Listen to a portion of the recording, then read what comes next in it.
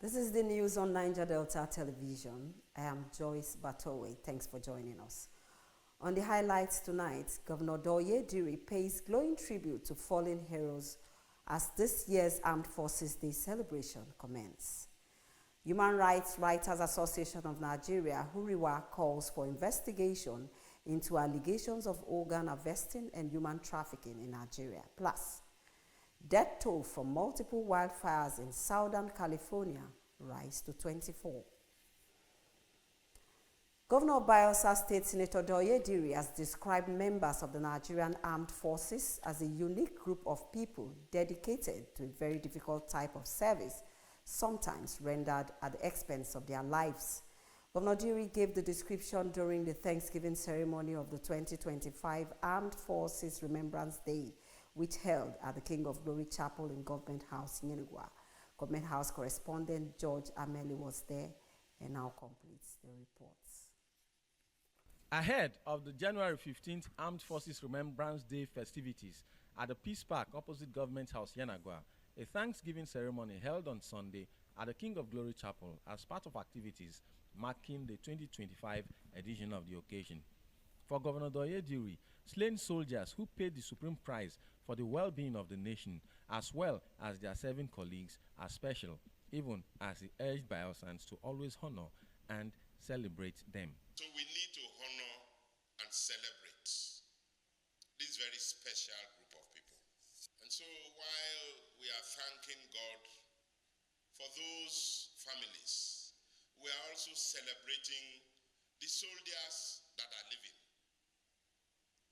We celebrate them so that they know that we will continue to honor them. We will continue to stand by them. And that encouragement also gives them the wherewithal wherever duty posts they find themselves. They want to work for this country. They want to work for this state. Governor Diri admonished politicians to, in the spirit of entrenching democracy in the country, politicians and political stakeholders are to play by the provisions of the Nigerian Constitution. Our elections should not be elections without regulations. Let us follow the regulations of our constitutional provisions for elections and as enunciated by the Independent Electoral Commission, so that if anybody loses, he knows that he has lost transparently. And he will be able to pick up his phone like our leader, Goodluck Jonathan, did, and call and say, congratulations.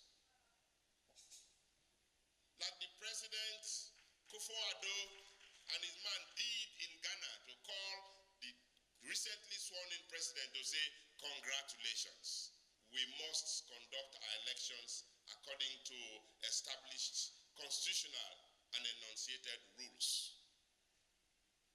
That way, anybody who loses will congratulate those who have won. The recent clash that led to loss of lives of young people in Igbogene had the governor directing heightened security at the new bus terminal in Igbogene. No youth should be paid a dime in that place. And security is put at alert. Ministry of Youth, no youth in whatever guise, either in the name of Community Youth President, in the name of IYC, in whatever guise, should go close there for payments. And security is put at alert, and anyone that tries it should be duly arrested to face the law. The governor warned youth groups not to extort passengers and commercial transporters and steer clear of the new bus terminal. From the King of Glory Chapel in Government House, Yenagua, George Ameli reporting for NDTV News. In a related development, many Nigerian leaders on Sunday honored the fallen military heroes, veterans and active servicemen in commemoration of this year's Armed Forces Remembrance Day. The Abia State Governor, Alex Oti, at an interdenominational Thanksgiving service for the 2025 Nigerian Armed Forces Day, highlighted the significant sacrifices of fallen heroes and affirmed that they deserve to be celebrated. He pledged to ensure a comfortable life for members of the Nigerian Legion in Abia State and instructed a special advisor on security to work with their leadership to improve their living condition. In Ogun State, during a special church service held at St. Mark, held to mark the 2025 Armed Forces Remembrance Day at the St. Peter's Cathedral Church, Abeokuta, Governor Dapo Abiodun urged Nigerians to collaborate with the government to create a nation of unity and peace. He emphasized the need to honor the legacies of fallen heroes who fought for the country's integrity and called for actions that reflect this commitment. Abiodun also stressed that supporting the families of these heroes should be a collective responsibility, not just that of the Nigerian Legion. Commissioner for Health in Bayelsa State, Professor Seif Abrizibe, has debunked news making the rounds that there is a cholera outbreak in Nembe local government area of the state. The commissioner made the clarification during an on-the-spot assessment of health facilities in the area, noting that there are no confirmed cases in the local government area in particular and the state in general. Correspondent George Ameli was in Nembe and tells us more. The Bayelsa State Commissioner for Health is in Nembe community to ascertain for himself the actual health challenge the community is facing. Speculations had been rife that there had been a cholera outbreak in the community, with some already in admission in health facilities in different areas. The commissioner allayed the fears of the community, explaining what informed the challenging health situation. This disease that makes people to go to toilets and vomit could be either because we overate, eat plenty things, bad things, good things during the Xmas and New Year.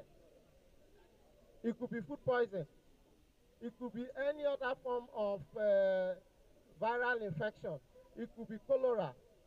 For now, we do not know whether it is cholera or it is food poison or it is any other form of disease that can make somebody to be stooling and vomiting.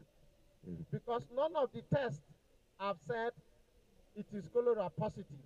Commissioner for Environment, who accompanied the Health Commissioner, empathized with the people and admonished them on how to avoid such occurrences. Two things we were able to notice. One, the sanitary habits are very low, are very poor here. So that has also given rise to the outcome of the disease we are seeing here. So our advice to the people of Nembe local government and other local governments, anyone that is hearing us at this moment, is that we should try and up our game when it has to do with our sanitary habits. Health is wealth. The water that is being drank, you could see clearly from where the water is being scooped. Those areas are already polluted. Once an environment is polluted, everything you put in your system is also polluted. In curbing the situation going forward, the Health Commissioner, Professor Seif Abrizibe, charged the ministry's international partners, the Nigerian Red Cross, and community leaders to carry out a door-to-door sensitization on the preventive measures of the epidemic, while assuring the residents of free medical health care for suspected cases by the state government. The commissioner was emphatic that there is not a single confirmed case of cholera in the area. In the hospitals, presently, there are no confirmed cases of cholera. There are suspected cases. Even the suspected cases is among other causes of vomiting and stooling. Now, around festive period, this type of diarrheal diseases occur. In all that have been tested around this area, we've had one suspected case of cholera, but there is no positive confirmed case of cholera in all this. So we are treating it as a public health emergency because there is an increasing number of people presenting with diarrhea and vomiting. With proper hygiene, cases of cholera will be a thing of the past. From Nembe community, George Ameli reporting for NDTV News. The Human Rights Writers Association of Nigeria, HURIWA, has called for an immediate and comprehensive investigation into the alarming allegations of organ harvesting and human trafficking across Nigeria. as recently reviewed by the National Agency for Prohibition of Trafficking in Persons, NAPTIP. The human rights body has also described the unfolding scandals as a grave national crisis and a multi-billion-dollar criminal enterprise that must be checked with the full force of the law. This demand follows shocking revelations by the National Agency for the Prohibition of Trafficking in Persons, NAPTIP's Akwa Ibom Zonal Coordinator, Mr. Emmanuel Awen, who disclosed that certain medical centers in Akwa Ibom State are complicit in organ harvesting. He also reported that between 2021 and 2024, approximately 750,000 to 1 million children were trafficked in the state for various exploitative purposes, including forced labor, sexual exploitation, and organ harvesting, adding that these alarming figures underscore the urgency of the situation and the dire need for government action. Huriwa expressed profound disappointment in the failure of past governments to confront these scandals decisively and urged the federal government to establish an interministerial panel involving the Ministries of Justice and Health to investigate and prosecute offenders. This panel, Hariwa insisted, must include independent experts, forensic investigators, and civil society organizations to ensure transparency and accountability in its operations. The association emphasized that the issue of organ harvesting represents a gross violation of human rights and public trust, requiring swift and uncompromising action. The association further condemned the persistent lack of accountability in high-profile cases of organ harvesting that have emerged in Nigeria over the years, citing reports in 2018, 2019, and 2022 where syndicates in Anambra, Kano, Delta, and Lagos states dealing with abductions and killings for organ harvesting and transplants did not result in any meaningful prosecutions, raising questions about high-level conspiracies and possible involvement of influential individuals in this heinous crime. The Director General of the Bayelsa State Center for Youth Development, Comrade Robert Igali, says youths need to be engaged meaningfully as they are an integral part of every society. Igali stated this as a guest on Insight, a Niger Delta television news and current affairs program. Correspondent Mercy Francis Pazi brings us more. The Director General of Center for Youth Development, Comrade Robert Igale, who featured as a guest on Insight, a public enlightenment and current affairs program on Niger Delta television, explained the importance of youth in the community as he advocates for their meaningful engagements. Youths are essential human commodities in any given society. So if you don't take care of them, if you don't educate them, if you do not incubate them, if you do not skill them, and prepare them for productive future, crime and criminality will take over their self, will take over their heart, and society will become lawless. Thank you. Robert reiterated the efforts of the present administration led by Senator Dayedere in including youths in the state in the socio-economical development plan. If you look at the assured prosperity, the second is sport development and youth development is ranking. Don't forget that we are equally building a stadium just to accommodate more youth in sporting activities. And we have a lot of government through various local government, secondary school, just to scout for young people into all of this. And of course, this year we are prepared to engage more young people in capacity building, skill training. We are in a skill economy. If you're a graduate, if you have a skill, it will be better for you because there are no jobs anywhere. Mercy Francis Pawazi reporting for NDTV News. As this year's Armed Forces Day celebration commences. We also brought you a report that Human Rights Writers Association of Nigeria, Huriwa, calls for investigation into allegations of organ harvesting and human trafficking in Nigeria. Still to come in the news, death toll from multiple wildfires in Southern California rise to 24. Details of these and other stories coming after the break. Do stay with us. Welcome to Niger Delta Television News and Current Affairs Department at the Ernest Ikoli Media Complex here in Yanagwa, Bayelsa State. One of NDTV's traditional objectives is to disseminate information with renewed vigor.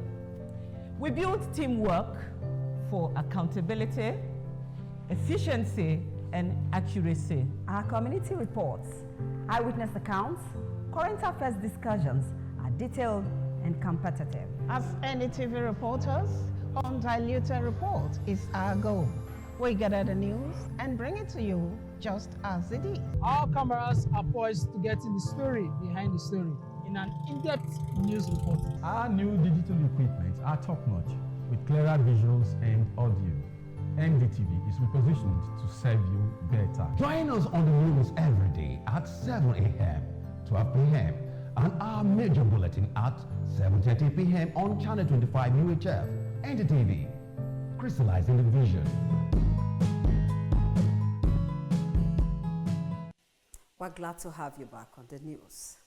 Report says the airstrike on the Tungari Kara community in Zamfara State was a tragic mistake, resulting in the death of at least 16 individuals, including local vigilantes and residents. The Nigerian Air Force NAF spokesperson for the military, Air Vice Marshal Olushola Akimboyewa, explained that while the airstrike was intended to combat bandits, there are concerns regarding civilian casualties. He affirmed that no credible evidence currently supports claims of civilian losses and assured that an investigation is underway to verify these reports. Akimboyewa reiterated the NAF's commitment to protecting all Nigerian lives while fulfilling the mission to combat banditry and restore peace in the region. The Coordinating Minister of Health and Social Welfare, Professor Mohammed Pate, said 3 major cancer facilities with equipment will be commissioned in May this year. Pate, who made this known on Monday, stated that it is the first in time in Nigeria that a president of the country will approve the construction and equipping of 6 major cancer centers, of which 3 out of the 6 will be ready for commissioning in May this year. According to the minister, the facilities are being built to give people good quality cancer care in Nigeria. Professor Pate also stated that 201 tertiary facilities have had infrastructural upgrade and equipment in 2024, adding that 10 other major cancer diagnostic centers were flagged off across the country last year. In a surprising twist, Okene Olariwaju, popularly known as Bobrisky, is calling on Burna Boy to pull some strings to enable Speed Darlington, who has been in police detention for 48 days, regain his freedom. For details of these and other stories, let's join Aluko Belubi on Entertainment News. Controversial crossdresser Idris Okuneye, popularly known as Bobrisky, has called on Afrobeat sensation Burna Boy to secure the release of his colleague Speed Darlington from the clutches of the law. Recall that Darlington Okoye, also known as Speed Darlington, landed in hot water after suggesting that Burna Boy may have gotten cozy with the embattled American music executive Diddy to secure the elusive Grammy win. According to reports, despite a court order for his release, Darlington remained behind bars, sparkling an uproar online and offline, as fans and critics alike debate whether the rapper's controversial claims are enough to keep him locked up. In a bold move, socialite Bobrisky has joined the chorus of voices through his Instagram page, demanding the release of rapper Speed Darlington and appealing to Burna Boy to intervene, stressing that 45 days in detention was enough punishment. The Economic and Financial Crime Commission, EFCC, has invited the sons of Razak Okoya, the billionaire industrialist mogul, Shubomi and Wahab Okoya, for interrogation over alleged abuse of Naira. The invitation, signed by Michael Wachters, acting director of the EFCC Lagos Directorate, requires the duo to report before the head of Special Operations Team at the agency's Lagos office on Monday, January 13, 2025. In the viral video, which featured a mobile police officer holding wads of 1,000 naira notes as the boys encircled to a tune, had elicited outrage on social media. The spokesperson of the Nigerian Police Force, Muyiwa Adejobi, announced that the officer seen in the video had been arrested and detained, adding that the officer's actions were unethical and he would face disciplinary action. The case involving the Okara brothers highlights ongoing efforts by authorities to enforce the law fairly and protect the Naira's integrity. Award-winning film stars Jeff Bridges and Mel Gibson are among the celebrities who lost their homes in the deadly wildfire raging in Los Angeles, California, which started January 7, 2025.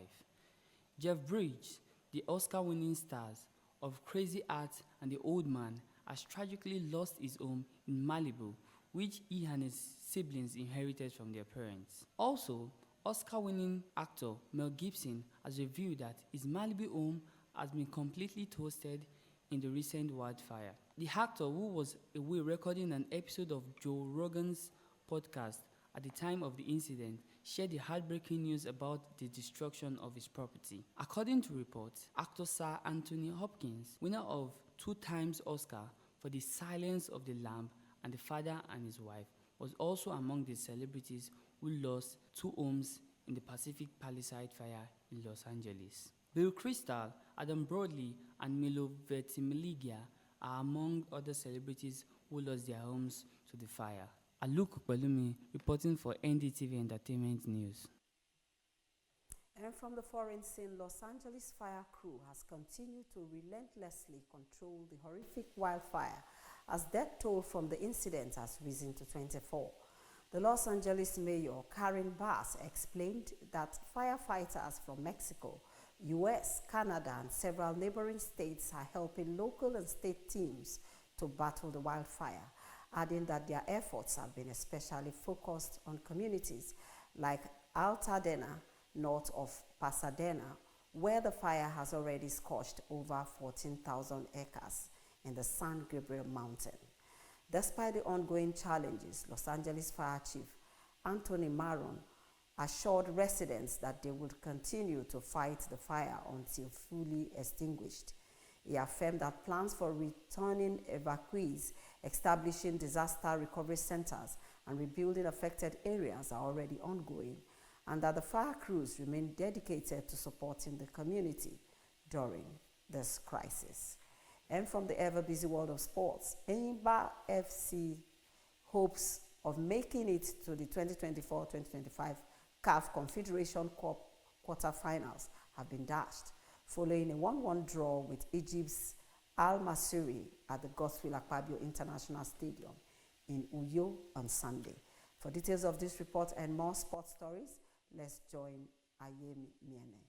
Enyimba's hope of qualifying for the 2024-2025 CAF Confederation Cup quarterfinals are in ruins following a 1-1 draw with Egypt's Al Masry on Sunday at the Godswill Akpabio International Stadium in Uyo. Both teams needed to win this group stage match in order to increase their chances of qualifying from a fiercely competitive group. Mohamed Hashim broke through the Enyimba defense and headed past goalkeeper Ani Ozoemena in the 8th minute to give Al Masry the lead. Up until halftime, the visitors maintained their 1-0 lead, putting pressure on the home team. Early in the second half, Enyimba responded. Ifeanyi Ayemekwele's header put them back on equal terms. The tempo of the game intensified as a result of the equalizer. Alalibo Somiari, the captain of Enyimba, gave away a penalty after fouling an Al Masry attacker in the box, but Ani Ozoemena, the goalkeeper, came out on top, saving Enyimba's hopes by denying the Egyptians from the penalty spot. Enyimba brought in 2013 AFCON champion and seasoned forward Brown Ideye in search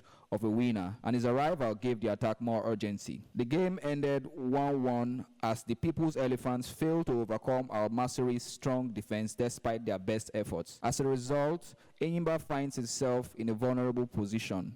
The top spot in the group has already been secured by Egypt's Zamalek. Al Masry is in second place with 6 points with 1 game left, followed by Enyimba with 5 and Black Bulls with 4. Enyimba needs to defeat group leaders Zamalek in Cairo on the last day of play in order to advance, and they also need to hope that Black Bulls can defeat Al Masry in Egypt. And in tennis, at the ASB Classic in Auckland, Gael Monfils became the oldest player to win a singles title on the ATP Tour. In the championship match, Monfils of France defeated Zizou Bergs of Belgium 6-3, 6-4 to win his 13th tour level title. Monfils, who is 38 years and 4 months old, is the oldest singles champion since the ATP Tour was established in 1990. The record was previously held by the legendary Roger Federer of Switzerland, who won the Basel title in 2019 at the age of 38 years and 2 months.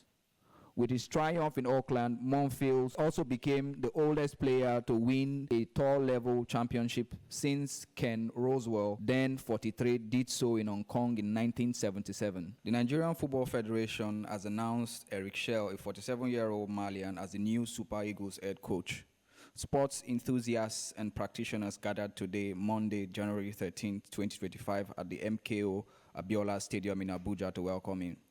The NFF Executive Committee confirmed Shell's appointment last Tuesday following a recommendation from the Technical and Development Committee. Eric Shell, the newly appointed Super Eagles coach, stated that he could not pass up the once-in-a-lifetime opportunity to lead the senior national team presented to him by the Nigerian Football Federation.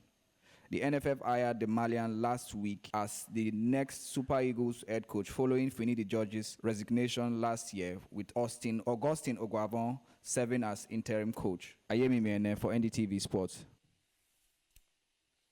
That report wraps up our bulletin on Niger Delta Television News. Before we go, a look at our top stories. Governor of Bayelsa State, Senator Doye Diri, has described members of the Nigerian Armed Forces as a unique group of people dedicated to a very difficult type of service, sometimes rendered at the expense of their lives. We also brought you a report that the Human Rights Writers Association of Nigeria, HURIWA, has called for an immediate and comprehensive investigation into the alarming allegations of organ harvesting and human trafficking across Nigeria, as recently revealed by the National Agency for Prohibition of Trafficking in Persons, NAPTIP. And finally, Los Angeles fire crew has continued to relentlessly control the horrific wildfire, as death toll from the incident has risen to 24. That's it on Niger Delta Television News today. I am Joyce Batowe. Thanks for watching.